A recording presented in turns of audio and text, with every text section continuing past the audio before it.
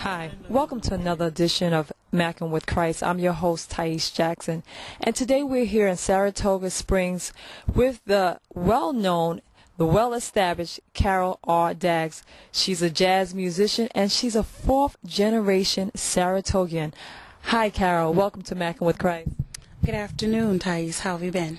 I'm fine, thank you. There's so many wonderful things going on with you in your life. First of all, you're a fourth-generation Saratogian. Tell us, what is that all about? Truly, it's a blessing to be able to reside in a community as beautiful as Saratoga Springs.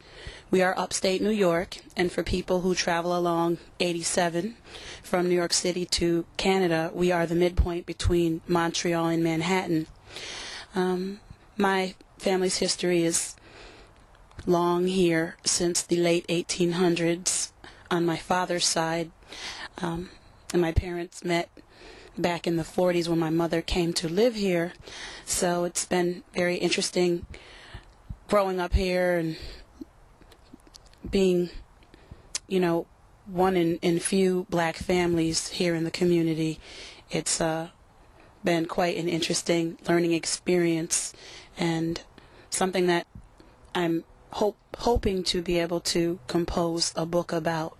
And the title I have decided and haven't actually even begun, I'm hoping will be Saratoga Soul. So that may be a project that will take a few years, but we're praying and hoping that it will come to fruition. Wow.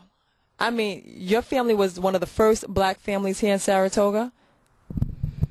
Well, I'm not exactly sure the specific history, but back in the late 1800s, Solomon Northup was a free black man who lived here in Saratoga Springs, and this really doesn't have so much to do with my immediate family history, but the interesting thing about Solomon Northup, we have a day that we celebrate his life in July, and the founder of the day is Miss Renee Moore. So we have a celebration. I think this year is the 4th annual one.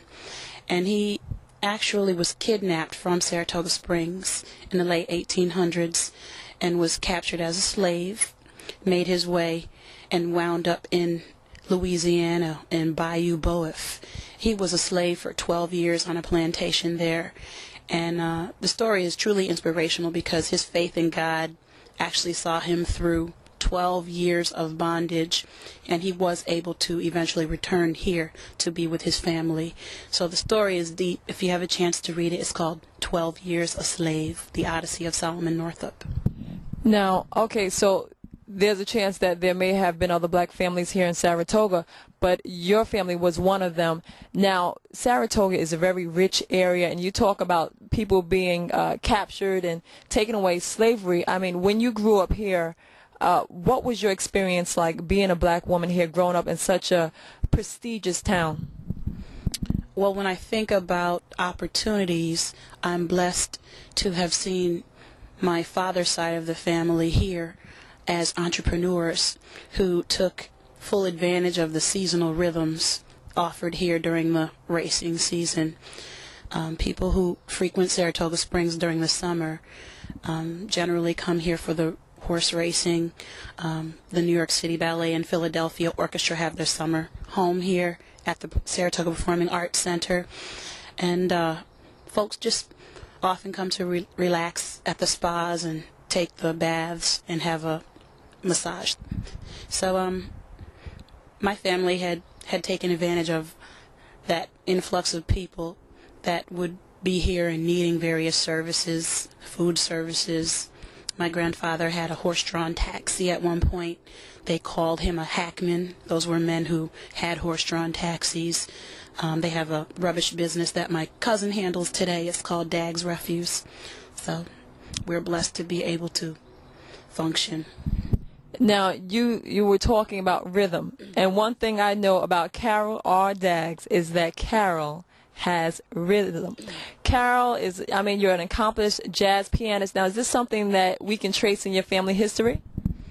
I would say yes. I speak with my paternal aunts, and they have told me stories about how they would have, family get-togethers on Saturday nights on the porch. But this was probably before amplification, so things were more acoustic. But my grandmother, I remember her as a child playing her harmonica, and she also had a mandolin. My grandmother was Native American, so my father and his brothers all were very musical.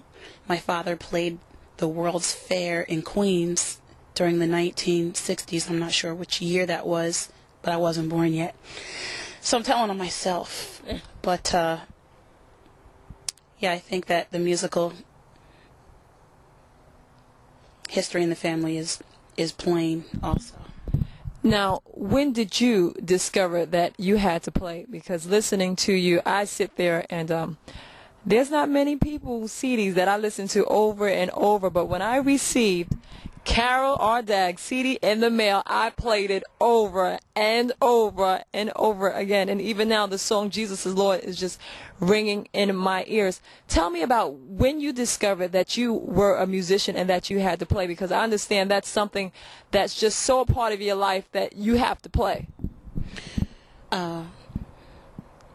It's a very interesting dynamic because a year to 2 years ago, I had more time to actually be in the practice room and begin my first recording project, which was solo. That's the Solitary Refinement, and that was just myself, piano and voice. And I was encouraged by my brother to make some time to go into the studio, which was with Sean Flynn, Spirit 11 Studios on Saratoga Lake, and it was really an excellent experience for me because up until that point I had never actually sat down to record any of the material, and it was very therapeutic for me and just a quality experience. I'm glad that my first experience was just solo, and then we've done some live recording since, but we've always been musical since church and being raised in Dyer Phelps, Amy Zion Methodist Church. We were always in Sunday school and junior choir. And when I think about it, of course, my name is musical. It means song of praise, song of joy, carol. Carol, song of joy. Well, you definitely provide me with joy every time I put on my CD and listen to you play. Now, tell me about your spiritual background, because when we talk to Carol, Carol is deep. If you ever sit down and talk to Carol R. Daggs, she'll tell you that God is her inspiration, and I hear that coming across in your music. So what kind of spiritual upbringing did you undertake to bring you to the woman that you are today? Well, as I mentioned earlier, my brothers and I were blessed to be able to attend the Dyer Phelps AME Zion Methodist Church, which is part of the African Methodist Episcopal Zion Connection. Our church just celebrated the 141st anniversary, pastored by Reverend Melvin Brown here in Saratoga Springs. And, we are a connectional church, so we have churches across the state, the United States, and even in Africa and the Caribbean.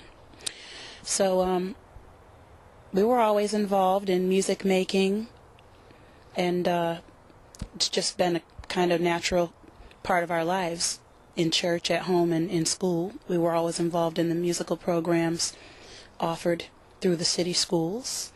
And at the age of 12, I accepted Jesus Christ as my Lord and Savior at one of our local church school conventions, and just kind of continued developing from there into the earth. So it's just important